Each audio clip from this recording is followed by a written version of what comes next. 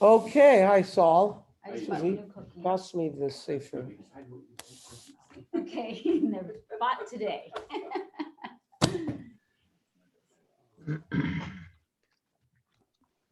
Hello, everybody. Okay,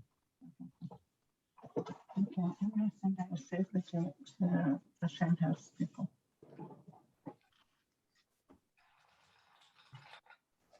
Susie, what kind of cookies? These are very good. These are red velvet. These are chocolate chip, and these are like, I think these are peanut butter. You don't want, but this is very good. Oh, peanut butter is the best. Ernie doesn't like peanut butter. Well, that's too bad. He's missing out. So let me have I'll have Canada Dry. Thank you. And so let me have the red velvet. Red velvet, Yeah. try. Good? Just red. Here, take a plate. Yeah. You can have napkins. One ice. It's not cold. Yes, please. Hello, Ernie. How are you? Ernie, Can you please remind me to bring you the next volume? If I case I forget, we're almost ready. I'll bring you a number of the Svarm that from what we received, so that the group doesn't have to make the purchase. All right? very good. And, you know, we're going to do volume 8 first. But that's 9. Okay. Well, yeah, then we'll start. You want to store it, or you want me to hold on to it? No, either one. What Yeah. the group, Bernie and Walter, Bernie Monder and Walter Feinberg and Moshe Bronner And they're white. and their wives sponsored volume 9. Very nice. So they have a lot of extra copies and they've generously elected to give out the copies so we don't have to buy volume 9 for everybody. So shkoyach to them. Okay. Yeah, I think it's for the Ilui Neshama of Rabbi Bronner, correct? Yes. Correct. Anyway, and a Gemach Hasima Toiva to everybody. We'll get Say hi to Linda. We'll get volume 9s to everybody when we can. Most of you have already volume 8. Yitzhak Hashem will finish the Your Day in a few weeks, and then we'll start volume 8.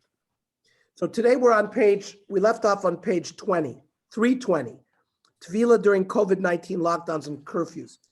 The last we've learned that Tefillah has to be after the 7th day into the night. And then we questioned, can you go Tefillah on the 8th day? And there was a debate back and forth, and we don't want the woman to go on the 8th day because the daughter will see her going on the 8th day. She'll think it's the 7th day, and that was a gzeira. But if they went and they don't come home until nightfall, there were various leniencies. So very interesting.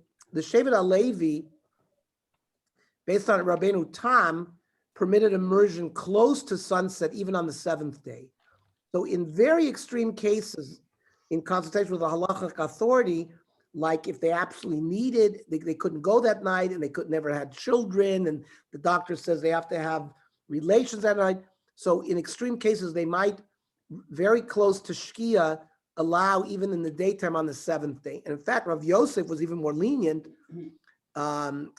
where that was the last halacha we learned. He permitted tefillah on the 7th day. If tefillah would not be possible to the day on the 8th or 9th days, again, on the condition he returns home only at nightfall, it has to be, very close to Shkia. That's where we left off. Well, what about during the COVID-19 lockdowns and curfews? The question of whether tefillah is permitted during the day arose in many places because of this.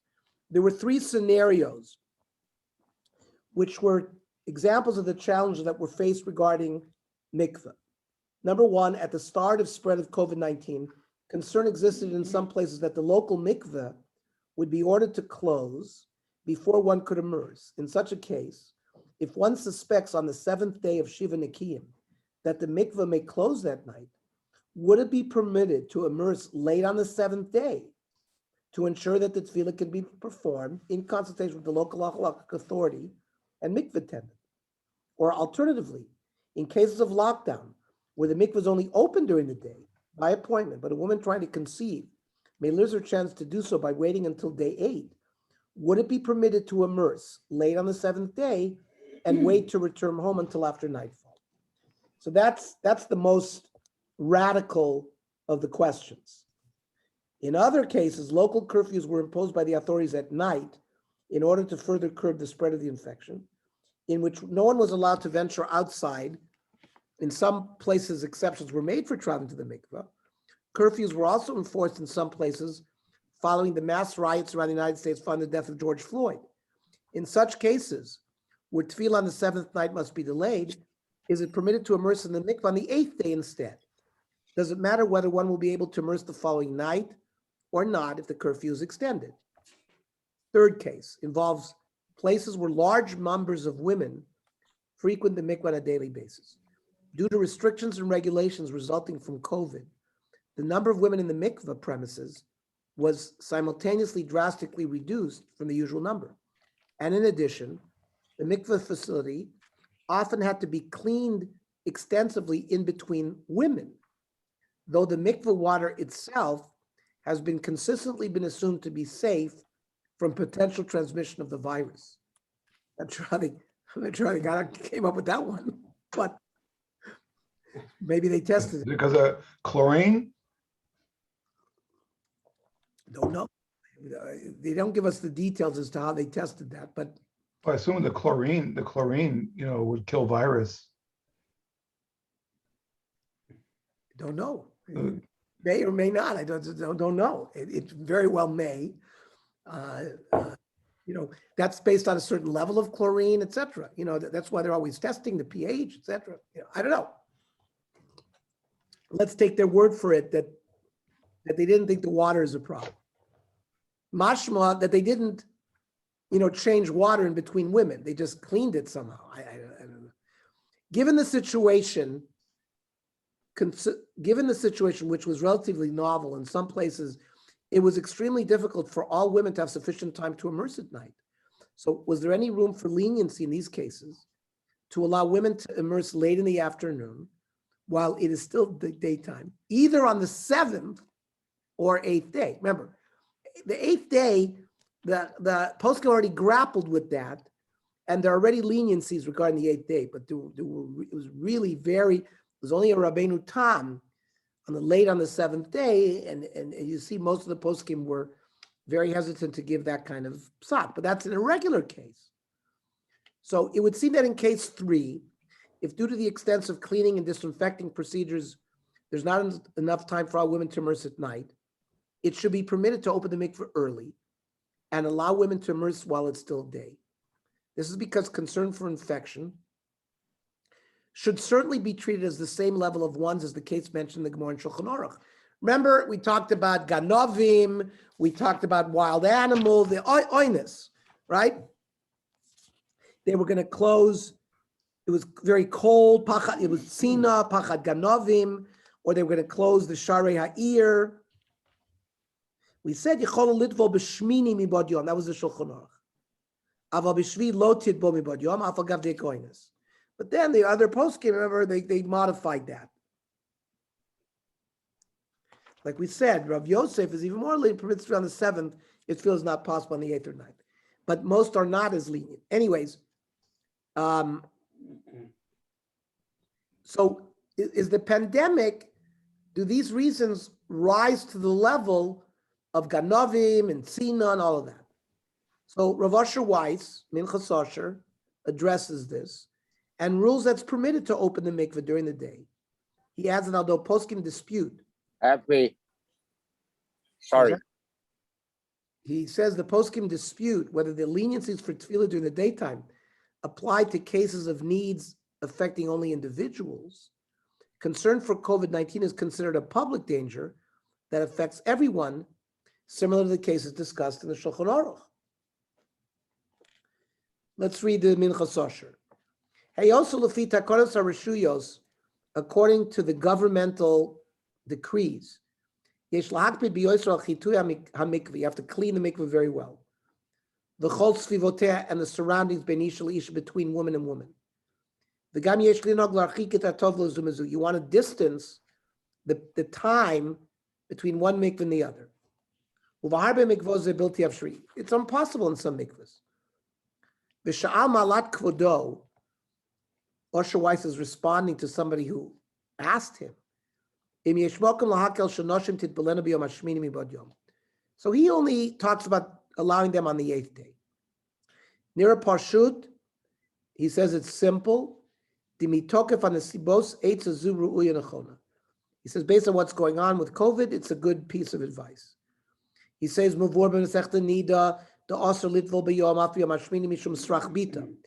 learned this last week. Normally, we don't allow in the daytime on the 8th because her daughter will see her going and thinking that oh, this is her 7th day, and the daughter will think that she could go to the mikvah on the 7th day, and she doesn't realize it's the 8th day. That's the concept of the gzeira mishum srach bita. Da'ainu shebita tireh sha'em tov lebayom, uvetos tachshov shetov le b'yom hashvi'i, v'lo teireh sha'izeh b'yom hashmini. Kach muvur b'yordeya. Like we learned, af b'sif daled sham ita. Heicha de'ika oines, kigon she'yira lidvo b'layla. For example, if there's an oines and she doesn't want to go at night, machmatzina, like the night of the 7th, because it's too cold, or the gates are closed. She can go on the 8th in the day.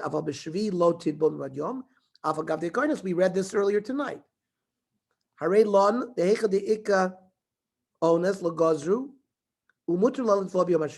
So therefore, you can immerse on the 8th day if there's oinus. Ein Pischei Tshuva, Shem Chamudei Daniel. Remember, the Pischei Tshuva is the commentary on Yoredeya, similar to the Mishnah Berurah, but he lived in the 1800s. So it's an earlier commentary where he gathered all the other poskim since the Shach and the Taz, which were maybe 200 years prior to that. So, for example, he brings the Chamudei Daniel, who was a posik in between, the Ein Makilin Elaboin is the Rabim Shel Kol Bnei Ha'ir, that you can be makel if there's a public emergency. But that means everybody's cold or everybody's fearful of ganavim. If it's an individual thing, you're not makel. Ach belechem ushlema dochadvarav, pushed away his thought. V'chich v'loshna Rambam, the gam b'choila, which is a yachid after avonis yachid, and the gam divrei malkiel posak dafilu b'oinus the yachid yesh la'akel. So you could be, but in an oinus situation of an individual, can also be makel. Achaf im banu la'achmir b'zenira denido didan dome la'onus derabim. This COVID-19 is like an oinus of a public. Kivin shemagefa zu yadu la'kol. Everybody knows about it. Mishumatzos nefashos revach tasimu b'neder le'eder.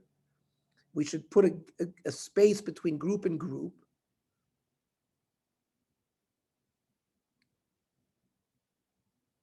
So he's makel regarding the 8th day. Okay.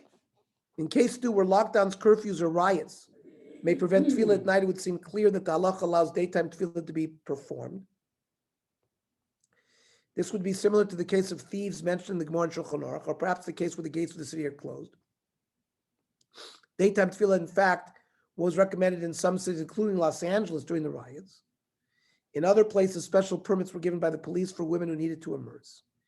Nevertheless, even in this case, Rav Aryeh Leibovitz explains that there is room for women who are fearful of venturing out at night to immerse during the day, in conjunction with the approval of the local halachic authorities.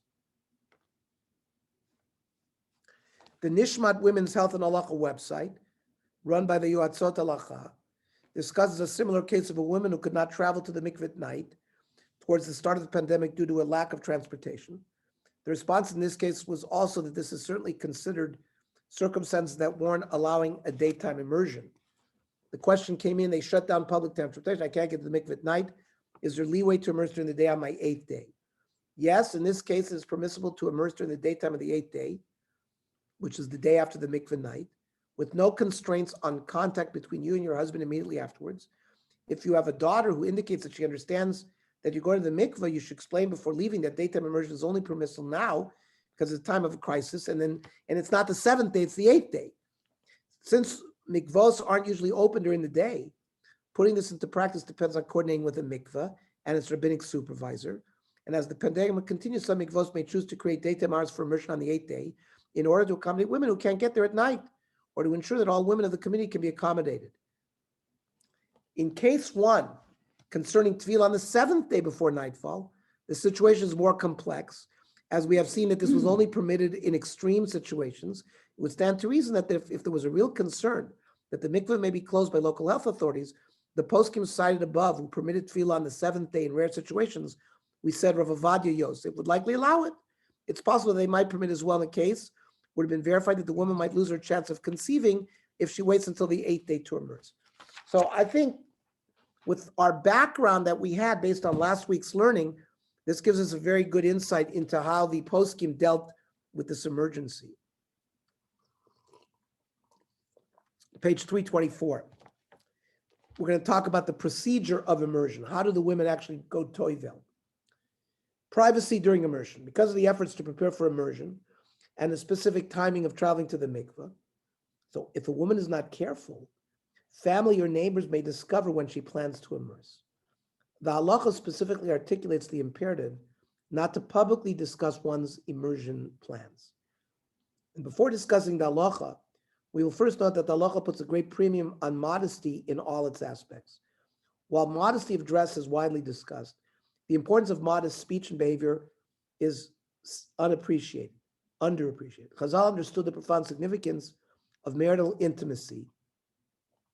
Many statements throughout the Gemara demonstrate their readiness to talk about the most delicate and intimate matters, particularly in the context of educating others towards a loving and passionate yet sacred sexual ethic.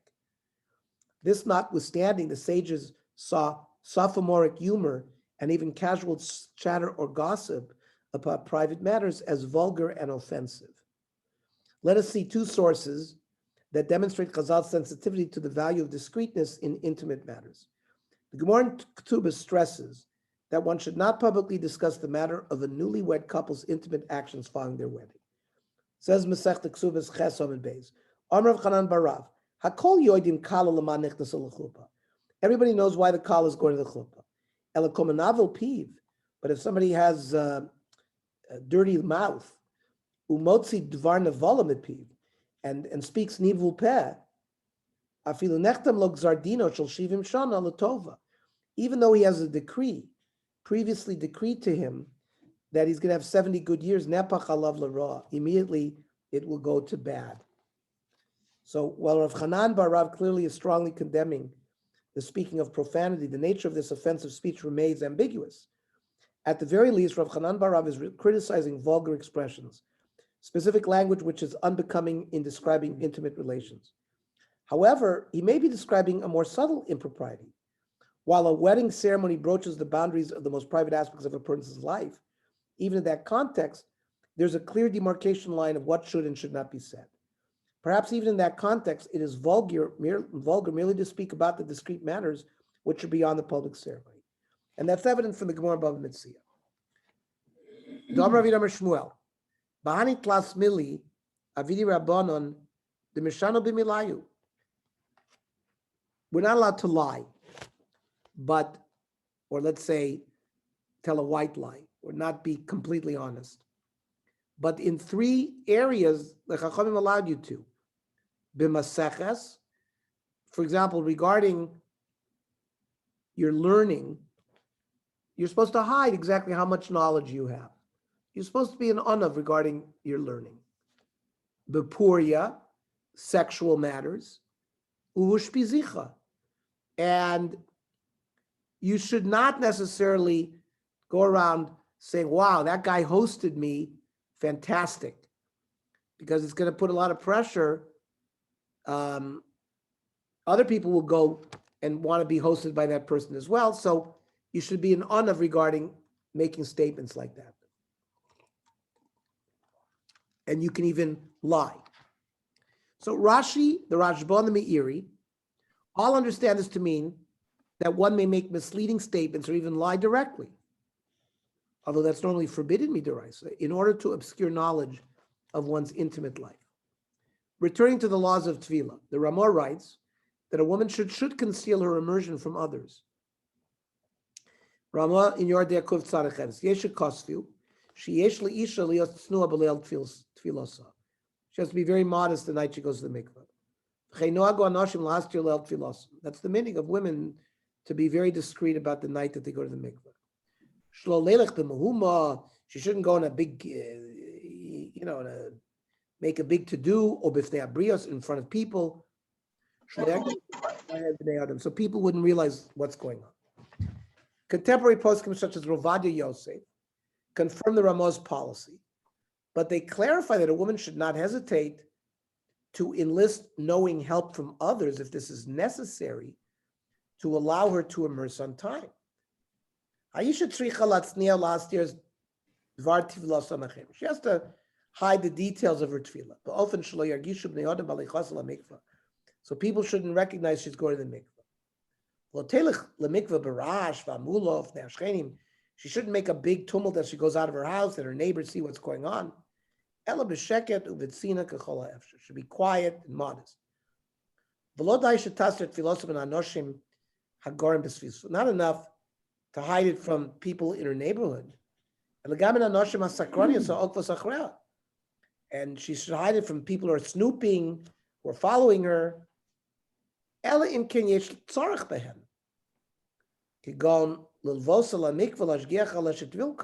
Let's say she wants somebody to go with her, to maybe watch her, because we're going to see there's dinim. In most places, a mikveh is staffed by an attendant whose responsibility includes watching to make sure that the immersion is performed correctly. But there may be reasons why women would be compelled by circumstances to tell someone else about her immersion, like they need her to help. These include requesting help with children, help even avoiding more people discover she's going to immerse, and conflicts arising surrounding specifically timed events, such as a family simcha. So there are times which, if she needs help, she can reach out. She needs accompaniment of afilu shel anoshim, even if the man.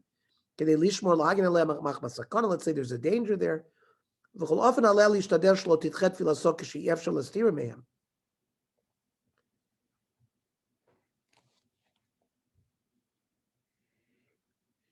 She should not postpone her tefillah.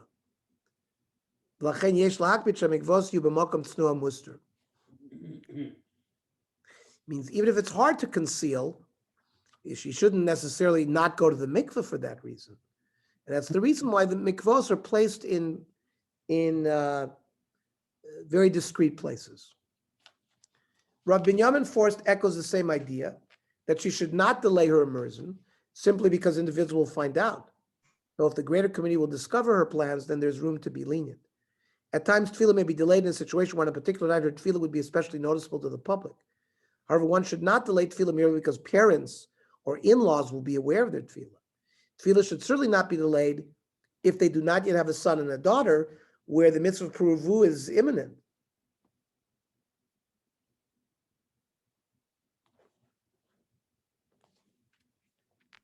The Shevet Aluk in footnote 25, who mentions this distinction between where the public will be aware of the tefillah, where only an individual will be aware. The Maria Assad's case was of a woman who was a storekeeper, and her absence would be noticeable to all. However, Rav Shlomo Levi cites a minority of achronim, including the Sdei Chemed, who hold that the immersion may be delayed, even if individuals, such as one's older children, will discover her immersion at night. Okay. Now, when we learned about chafifa, where she has to take a bath and has to clean herself of any chatzitzos, that a woman must examine herself to discover that there's no chatzitza that would invalidate the immersion. And that follows Allah and Shulchan Aruch. Yordeh Kuf Tzadik Tes. She has to check herself out. Right before she goes in the mikvah, she has to check her body. It's nothing that she's makbid on, that's choitzitz. The Ramah writes that a woman should also check her outlets and relieve herself before immersion. Says the Ramah, Yeshoimim, she should urinate. Also, she needs to have a bowel movement, she has to go number 2. We don't want her to hold herself back. we want the water to potentially go in to all the orifices, at least have the capability of it. Must have the capability of entering. Now, the she has to clean any waste that's there, there at the opening. And Rav Nisin Karelis explains in the Chut Hashani that the reason for these precautions is not that the waste products themselves constitute chatzitzos. Rather, it's because if she refrains from relieving herself, she may be contracting her skin, which is akin to forcefully shutting her lips, which should not be done. And we'll discuss that a little further. Chut Hashani v'da. The fact that she has to check her bladder, her rectum, is lav mishum dat soa or meraglaim choitzitzim. It's not because the tsoa or the urine is a chatzitza themselves. Ela mishum shal yedehi tamtzut shel atzir lekoim, by her sort of closing her sphincters. Chayshinan shem yitadek al yedei zemat bebasar achitza. It may prevent some water from getting into the creases that it needs to get into. Now, the Shach writes that if she refrains from relieving herself before immersion, the immersion is valid b'di'evet. The Bach on the tour says that if she doesn't do this, it doesn't invalidate the tefillah. When a woman immerses, and the same is true when a man is required to immerse, like if he's a Balkari, the time of the Beis HaMikdash, she must be cautious to allow the water to touch all the different places on the body, which is why the chatzitzos have to be removed. Accordingly, Chazal prescribed in the Gemara Nida that she should position her body in such a way that the water will not be obstructed. Amrei Shlakish, Aisha lo titbol elech derech gdilasa. A woman should immerse the way she grows, standing up, in normal manner. Kidit not. Haish nira ka'oder chamosek zaysim. A man should be like somebody who is hoeing, legs apart, or like somebody harvesting olives with his arms slightly raised. Isha nira koi regas uchpeinikas bna. Or a woman is like a woman who is weaving, or like a woman who's nursing her child. That way, the breasts are lifted so that there can be water that goes in the creases between. The Shulchan Aruch codifies the ruling of the Gemara and adds additional details concerning the proper position during tefillah. Lo tidbol b'komaz kufa. She shouldn't be completely erect. Because there will be areas that will be concealed. Lo tischa harbe. She shouldn't bend too much. There would be creases also closed. Bend a little bit. Until her areas in the private areas are revealed. Like when she rolls dough. The underside of her breasts are released. Like when she nurses a child. The armpit has to be relieved. It has to be shown. Like somebody who weaves. She doesn't have to spread her thighs too much. Not spread the limbs too far away. Like when she's walking. The shinsa. Now, let's say she changes from what we're advising. Like she bent too much. Or zakvin, she stood too much. The Shulchan Aruch says also la tefillah. The Shulchan Aruch says the tefillah works. However, yesh misha omer shelo also. But there's a yesh omrim that's machmir. Another aspect of performing a proper tefillah involves the position of her lips. A woman is not required to open her mouth when she's immersing, because beit hastorim, bodily orifices, including the mouth, do not need the mikveh water to pass through them. However, she must not close her lips too tightly, because a beis hastor must be capable of allowing water to enter. Thus, the Mishnah Mikvah states that if she does close them too tightly, the immersion is invalid. If she really tightens her lips, ki'ilu lo tavla. And the Shulchan Aruch accepts this and explains she doesn't need to open her mouth, but rather ensure that it's not closed too tightly. She doesn't have to open her mouth. She shouldn't press her mouth too tightly. The imkovtsa, if she does too tightly, she should seal her lips just in an intermediate fashion. The Gemara Nida states that a woman shouldn't close her eyes forcibly or open them widely. If she opened it too wide, or closed it, so, and the ruling is codified that way. Lo by the Shulchan Aruch. Lo tatzimenaim bioter, shouldn't shut her eyes too tightly. Lo tafatchabit, not to open up too much. The masaken yeshamim shlo. Again, there's the yeshamim that say that it's not good. Now the Shach explains the distinction where only some opinions invalidate the immersion, and the case of pressing the lips closed too tightly, we're all agree that the immersion is invalid, right? The Shulchan Aruch brought by the says the Shach, the Madane Melech, Maishna Mikavtsa Pia, the sauce of a cause of the Tzvila. There, the Shulchan Aruch said if she closed her mouth too much, he didn't bring a Yeshoimim. He just said the tefillah is not good. Lo kashamidi, it's not a problem because Vachilu Kosav Arav Rabbeinu Nisim, the Zulu Yesh Loimar, the Chiatzma Einea Lo Ma'akve Kmatim Kulahai. If she closes her eyes, the wrinkles in the eyelids are not tight enough to block the water from entering in them. But regarding the lips, it's different. Okay. Page 330. The mikveh attendant, the balanit.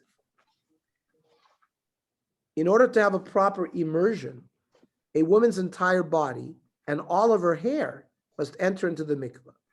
Because it may be difficult or impossible for a woman to be sure that all of her hair has indeed been immersed, the Rishonim, such as the Rush, write that it's necessary to have a Jewish adult attending the immersing woman and watching to ensure that the immersion is valid. The Rush says another woman should be there. In the bedroom, charging. Identify that she completely went into the mikveh. That none of her hair remained outside. It says the Shulchan Aruch, quoting the Rosh,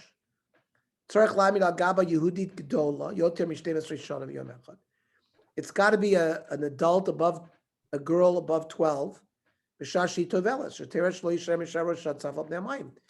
Otherwise, the hair could be floating on top, and it's got to be completely. This function is served by the mikveh attendant or the balanit. Under extenuating circumstances, where there is no attendant available to observe the immersion, the Shulchan Aruch writes that it is possible for a woman to ensure proper immersion herself by using varying measures to keep her hair together. She doesn't have a woman there. Or Shubalayla, it's too dark. Tichroch Sara al Rosha, she should wrap her hair, bechutei tzemer, with strands of wool or b'tzura shebarosha, or with some kind of band on her head, and make it loose, so it's not a chatzitza, or b'sharshor shel chutim chalulos, or with some kind of hair net, or koshos beged rafi, so it ties some shmata that's loose. And that way, when she goes in, the hair will be with her in the mikveh. The Pischei Tshuva, citing Rabbi Akiva Eger, stresses that one who immerses alone without employing this method as not immersed in a halachically valid fashion. Tichroch Sarah, I am b'chus Rabbi Akiva Eger, Timlo Asta Tikun Zeh, V'Tavla Beinala Veinatzma, she went by herself and she didn't do this technique in her hair. Lo Alsa Tefillah, the Tefillah didn't work.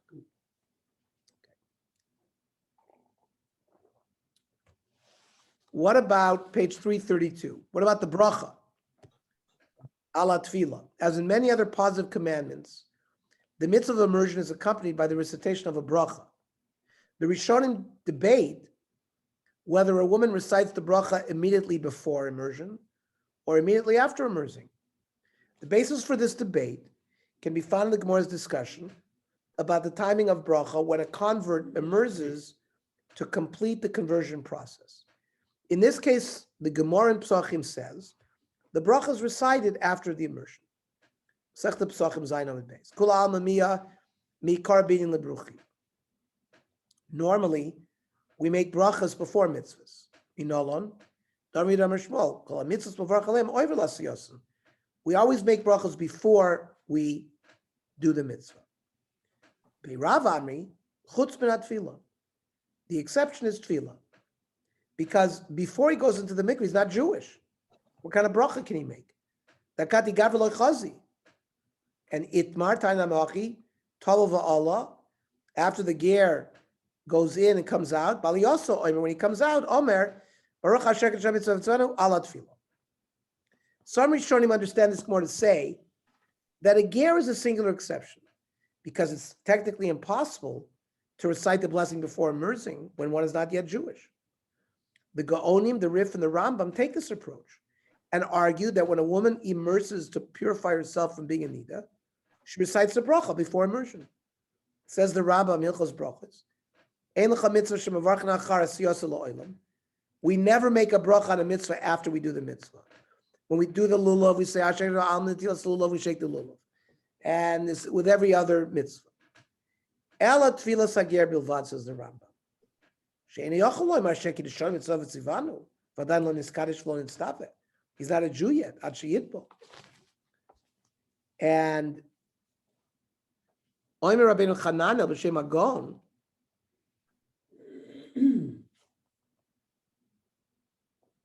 By the way, not every immersion is subject to bracha.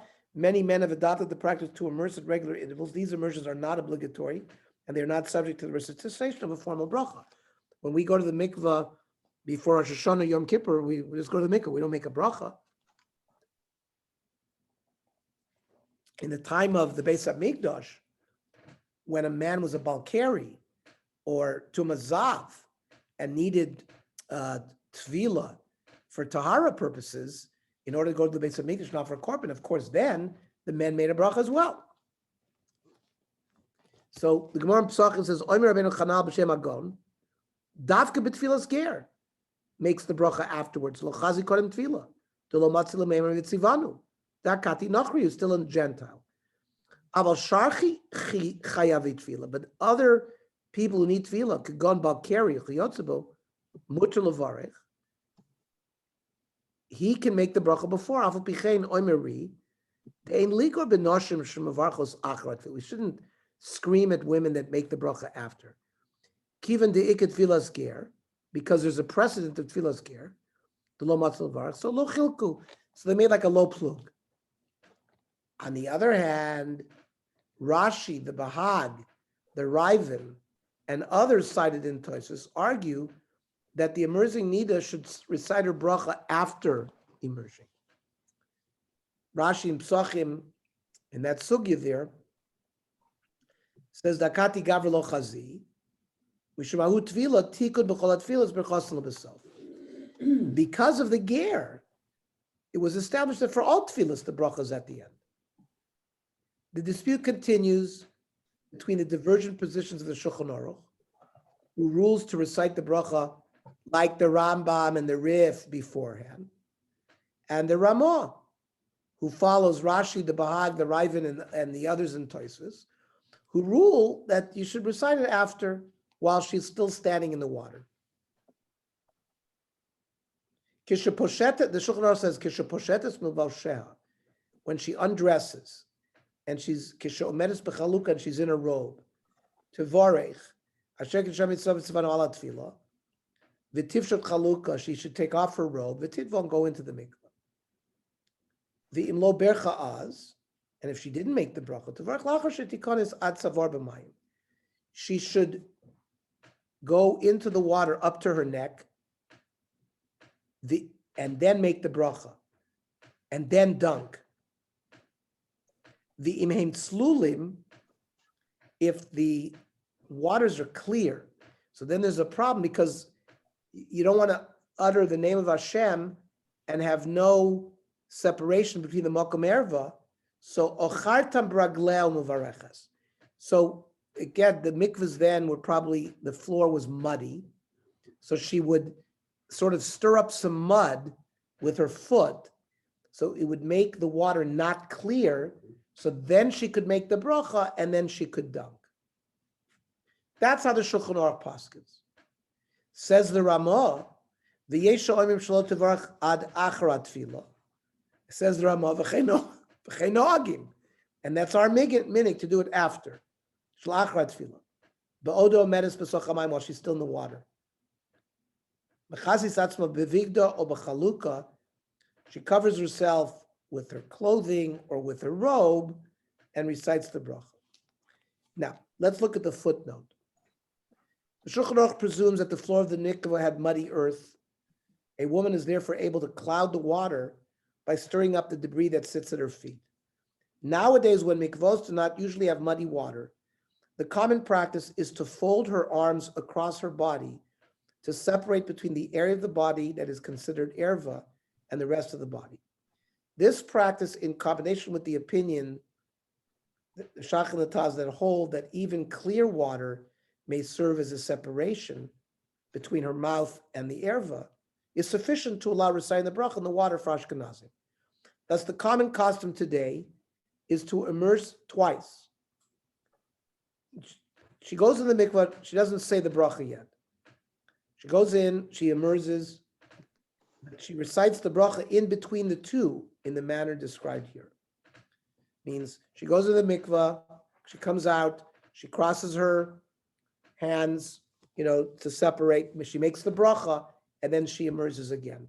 And in that way, she is fulfilling both shitos, right? She's making a bracha before the immersion because she made the bracha after the immersion. It means after the first immersion, the bracha is made afterwards, and then but then she does an immersion. So in effect, she's fulfilling both. The modern mikveh, which is normally heated, presents another complication in determining how a woman should recite her bracha. The halacha states that a person may not recite a bracha in a bathhouse, a beis hamerchatz. Does this status apply to a heated mikveh? The fact that the mikvahs are heated, does it automatically turn it into a merchatz? And in a merchatz, there's a special takana that you don't make a bracha there. This question is debated by the Achronim. According to the Rav Wozner and the Shevet HaLevi, the practice of reciting the bracha in the water is still followed, as the mikveh is not treated like a merchatz. Ba'achronim donu. The Achronim debated im shaykh b'zeh isra amiras bracha b'beis hamerchatz. Uvizmanam, in the time of the Achronim, hamerchatz v'mikvah hayu b'shnei makomos nifradim. The bathhouse, where you took a schwitz, and the mikveh were two different places. The mikveh is in the same place as the bath. You do make a bracha before you go in. The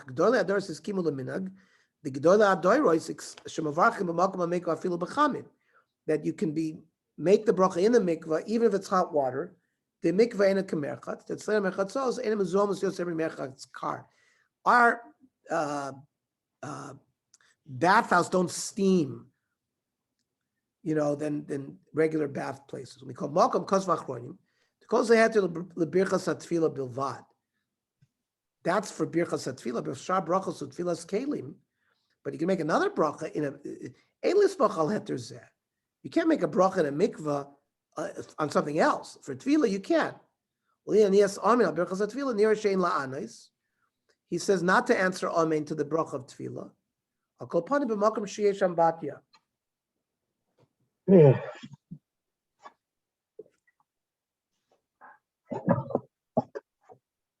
the other hand, Rav Ovadia Yosef holds that the mikvah is treated as equivalent to a bathhouse. Therefore, one should recite the bracha in an adjacent room to the mikveh and then immerse, which is like, remember the Shulchan Aruch, who the Sfardim follow, said that you should make the bracha prior to going into the mikveh. Right? They were cold. Now we heat the water. So he has a problem with making the bracha in the mokum place.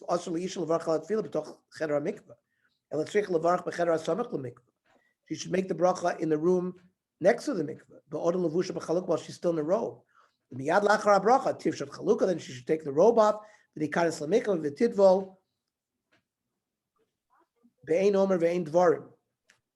She shouldn't say anything, because otherwise it's a hefsek. Yosel hefsek b'dibur bein habracha l'mitzvah. Now, how many immersions should she have? So Ikar Adin, there's no need for anyone to submerge in the water more than one time. Some have the custom to submerge multiple times.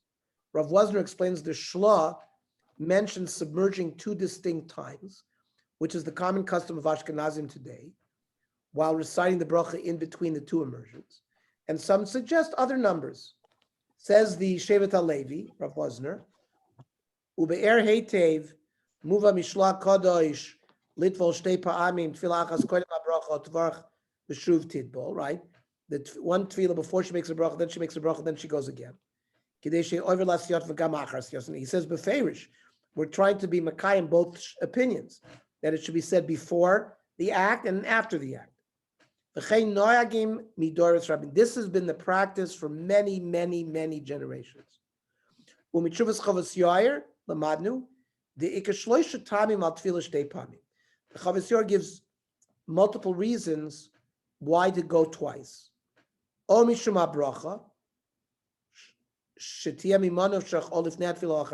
we said, it fulfills both of the requirements that the bracha is made before and after.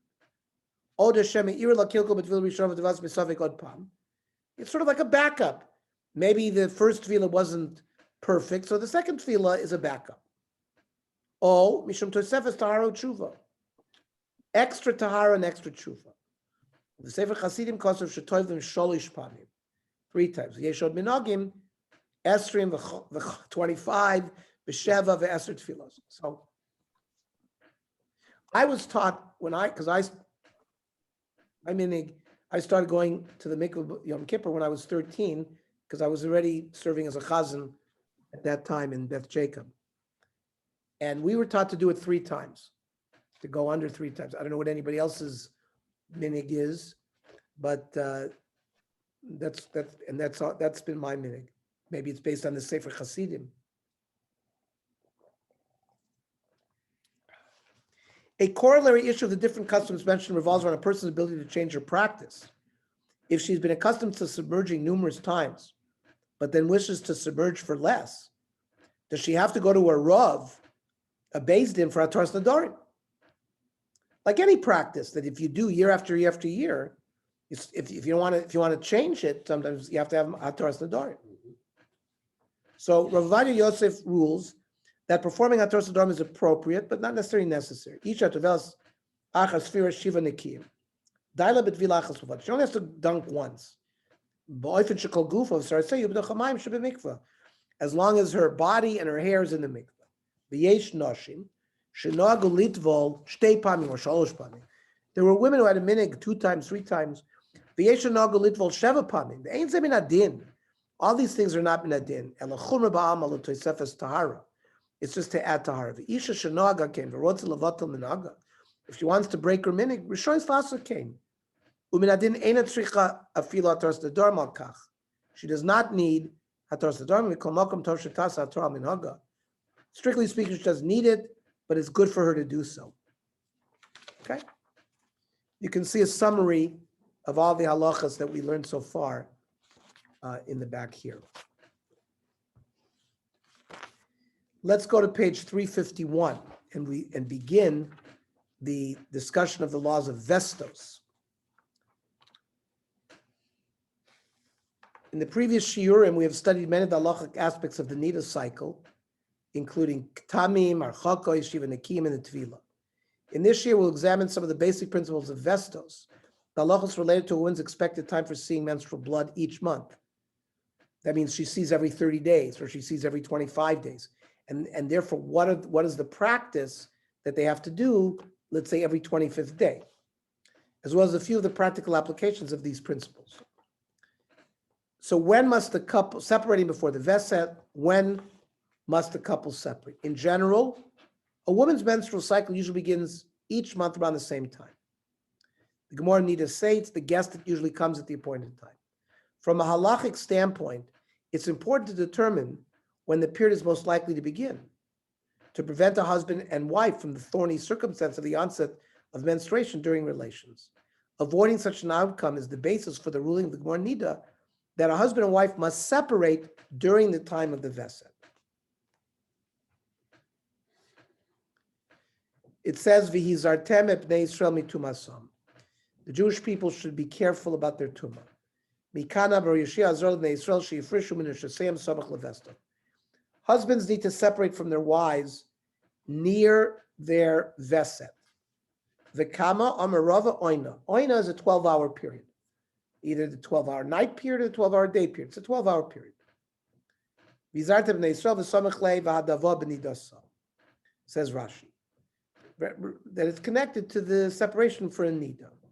To understand the issue better, let us examine the passage immediately prior to the section quoted.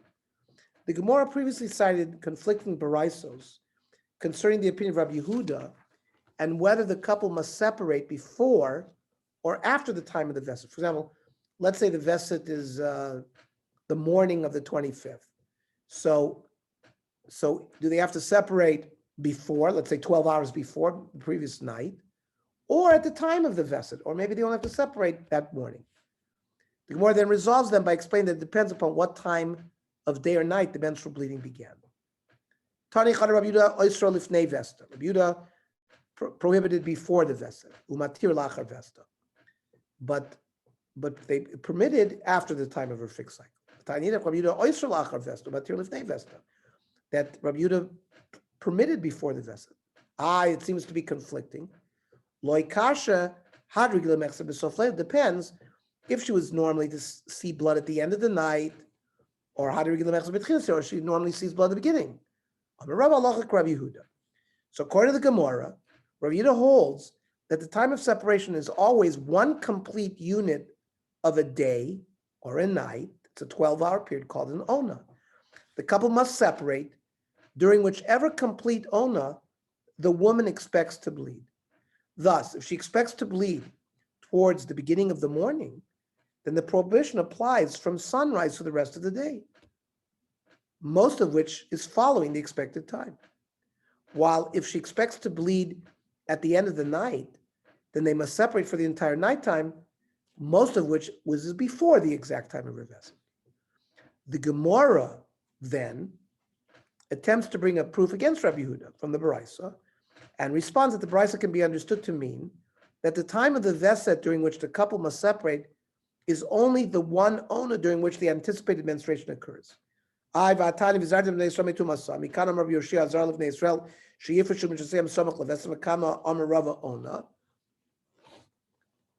Aruch rules in accordance with the opinion of Rabbi Yehuda, as understood by the Gemara in the conclusion, that the couple must separate for the entire duration of the on of the Veset, but not the one before. So says the Shulchan Aruch in Yoredei Kuf Pei Daled, B'shas Vesta tzarich lifrosh mimena ona achas. At the time where her period normally begins, he has to separate one ona. And imhu bayon, that means if she normally starts bleeding 10 o'clock in the morning, parish menu osa yom kulo. She has to separate for that day. Afilu im haveset besofu, even if it's at the end of the day. Umuter miyad b'layla shachar, but would be permitted the night after. L'chein imhu betchiloso. Same thing if it's in the beginning of the day. Parish kol hayom, umuter kol hashvan. It would be also for that 12-hour period, but would be permitted the 12-hour period after the night. L'chein adimu b'layla. If she bleeds at night, parish kol halayla muter b'yom shelafana v'lachrav. The Shulchan Aruch says very clearly, you'd be permitted to have relations the day before and the day after. Just that 12-hour period at night would be osir. Bein shekava veset b'sholosh pamim o b'pamach. And that's whether she has established, let's say she bled every 25th day 3 times in a row. So that's clearly a veset. But the Shulchan Aruch says no.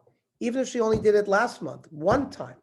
So the next month on the 25th day, it depends. If she bled at night, you'd have to separate that night period. If she bled during the day, you'd have to separate for that 12-hour period.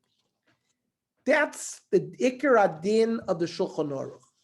However, comes the Or Zarua and records a more stringent opinion that a husband and wife should separate for 2 onot, 12 plus 12. the own of the Veset, as well as the one preceding the Veset. So it means if she bled 10 o'clock in the morning, 25 days ago, you'd have to stop the night before and then the next day. It had to be a 24-hour period. Always. And if it was, let's say she bled at night, would be the 12-hour daytime period before. So always got to be a 24-hour period, adding one 12-hour period before her Veset, whether it's day or night. This is the chumrah of the Or Zarua. We need to remember this chumrah. Says the Or Zarua, Umoyre Avia Ezri Omerli, Shurigilin Lifro Shamach Levester Esrim Va'arba shows. It's a 24-hour thing. She'im Regila Liros Bayom, Parshmena Kol Alayla Shalfano. So let's say she would see bleeding Tuesday morning, 10 o'clock, 25 days ago. She'd have to stop already the night before. Regilos Balayla, 25 days ago, she had bleeding 10 o'clock at night. Parshmena Kol Alayla Vayom Shalfanef. So the added 12-hour time would be the 12-hour daytime prior to the night. The Beis Yosef, in his commentary on the tour, rejected the Or Zarua's opinion as being an unnecessary stringency, as the Gemara clearly states that it's not required. Let's read this Beis Yosef. B'sof perek ha'isha she'yoyset tzricha. Ifsek halachta Rabbi Yehuda d'savar hachi. V'chein divrei kol haposkim. We pass like halach. Rabbi Yehuda, it's only 12 hours. Ulafukim asherim tzakosov al shem Or Zarua. To exclude what the Or Zarua said, that Porish Adam Ishto Samach Levesha Esrim Va'arba shows from Regil Liros Bayom. Porish Menakol Savah Lala Shalfon V'chein Lefech. Adkan. Says the Beis Yosef, Ein Tam V'shorish L'dvor Melu. No reason or source for that. Sharei B'Gemor Meforish Kedivra Poskim Zal. Ukvar Kosovo Ogor Al Divrei Or Zarua Chumra Yiseirehi. It's an extra chumra. Wow. Just reading the Beis Yosef is just, this is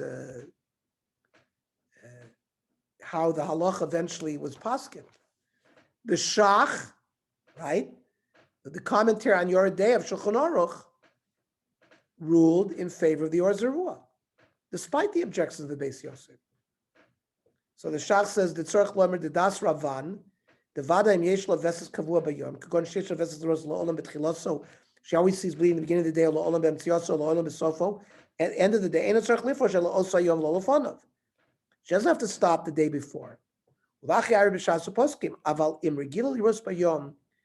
she sees in the daytime, it's not a set time. Sometimes in the morning, sometimes in the middle.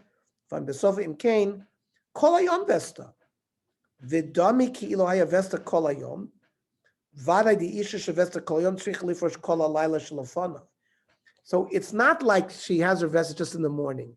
She has a vesset the whole night, the whole day. So therefore you have to separate the night before as well. This explains why the Or Zarua was machmir there. So is the practical halacha in accordance with the opinion of the Or Zarua? The answer is that more recent poskim dispute this. With regard to Ashkenazic custom, the Aruch HaShulchan rules, in accordance with the majority of Achronim, that one need not observe the extra ona of the Or Zarua. Says the Aruch HaShulchan, the Yeshoimim, the Gama ona shel v'nei Aveses Asura. That the Yeshoimim, he means the Or Zarua. V'nitchu divrayim, v'skimu kol gdor Achronim. Chas Yaakov, v'Sidrei Tahara, v'Chaves Das, who are super commentators to the Beis Yosef and the Taz. Says the Aruch HaShulchan v'chein ikar ledina, and that's the halacha. And this is how Rav Hershel Shechter paskins, who notes that the Chazon Ish was not stringent to observe the extra ona of the Or Zarua because he believed that the Or Zarua had a different text of the Gemara that concluded that what must separate during the ona appear for as well. Says the Rav Shechter, the Chazon Ish quote in Taras Bas Yisrael maintains that there's no need to observe the ona of the Or Zarua because his view is based on a different text of the Gemara. On the other hand, the Shevet HaLevi writes, the Rav Vosner, that one should be machmir in accordance with the Or Zarua.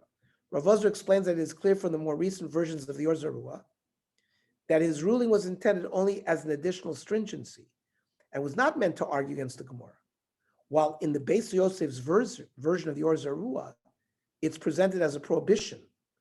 So that's why the Shevet HaLevi is sort of protecting, why was the Beis Yosef so strong against the Or Zarua? The Shevet HaLevi says he had a different source of the Or Zarua. Hinei kol haposkim dochos divrei Or Zarua, vikert mi'asam ma'gemara, because the Gemara doesn't hold like him. The maskinan, the rak oiso and asura. Omnam Beis Yosef aturizav shedachul loro is devar bifnim. He says they never saw the Or Zarua himself.